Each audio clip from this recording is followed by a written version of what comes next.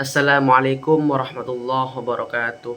Perkenalkan, nama saya Muhammad Zainul Arifin, bisa dipanggil Zain, dari Fakultas Tarbiyah, Prodi Pendidikan Agama Islam, kelas Tarbiyah A.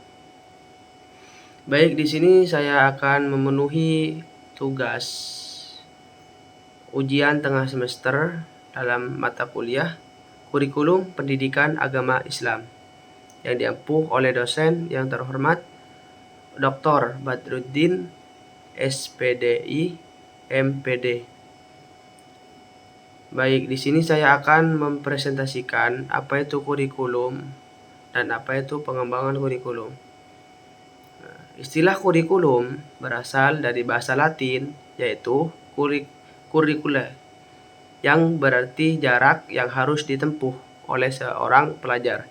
Pada waktu itu, pengertian kurikulum adalah jangka waktu pendidikan yang harus ditempuh oleh siswa yang bertujuan untuk memperoleh ijazah. Kurikulum dalam dunia pendidikan mempunyai arti sejumlah mata pelajaran di sekolah atau di perguruan tinggi yang harus ditempuh untuk mendapat ijazah atau naik tingkat. Berdasar UU nomor 20 tahun 2003 pasal 1 ayat 19, kurikulum adalah seperangkat rencana dan pengaturan mengenai tujuan, isi, dan bahan pelajaran, serta cara yang digunakan sebagai pedoman penyelenggaraan kegiatan pembelajaran untuk mencapai tujuan pendidikan tertentu.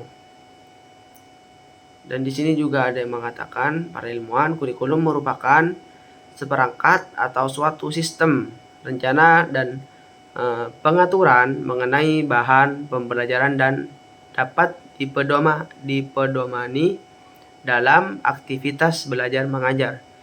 Intinya, kurikulum adalah rencana pembelajaran. Oleh karena itu, semua pihak yang terlibat dalam berkaitan langsung dengan fungsi kurikulum ini wajib memahaminya. Begitu. Langsung poin yang kedua yaitu pengembangan kurikulum. Itu adalah suatu proses merencanakan, menghasilkan suatu alat yang lebih baik dengan didasarkan pada hasil penelitian terhadap kurikulum yang tidak berlaku, sehingga dapat memberikan kondisi kegiatan belajar mengajar yang lebih baik. Pengembangan kurikulum dalam dunia pendidikan tidak bisa dilepaskan lagi, karena setiap lembaga pendidikan menginginkan organisasinya mempunyai perkembangan yang sangat pesat, sehingga dapat menarik para kalangan pendidik.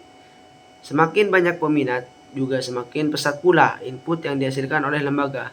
Pesatnya pendidik pada lembaga pendidikan diukur dari seberapakah para kepala sekolah dan guru dapat memanage di sekolah.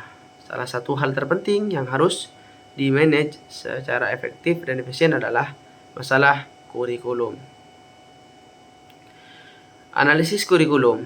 Analisis kurikulum mencakup evaluasi mendalam terhadap berbagai aspek kurikulum, termasuk tugas dan materi pembelajaran, perumusan tujuan pembelajaran, dan indikator ketercapaian. Ini melibatkan pemahaman yang berkomprehensif tentang kebutuhan siswa, standar pendidikan, dan efektivitas strategi pembelajaran. Analisis tugas dan materi. Analisis tugas dan materi melibatkan evaluasi terhadap relevansi, kedalaman, dan kecocokan dengan tujuan pembelajaran. Ini memerlukan pemahaman yang baik tentang konten materi dan kemampuan siswa, sehingga tugas dan materi yang dipilih dapat memfasilitasi proses pembelajaran yang efektif. Perumusan tujuan dan indikator ketercapaian.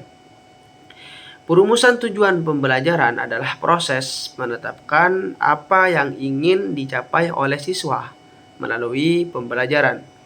Indikator ketercapaian digunakan untuk mengukur sejauh mana tujuan tersebut tercapai. dalam pembelajaran berbasis tugas dan diskusi. Tujuan dan indikator ketercapaian harus dirumuskan secara jelas dan relevan dengan aktivitas pembelajaran yang direncanakan. Cukup hanya itu yang dapat saya sampaikan. Kurang lebihnya mohon maaf. Apabila ada tutur kata yang kurang berkenan, mohon maaf yang tiada batas. Kurang lebihnya mohon maaf. Wassalamualaikum warahmatullahi wabarakatuh.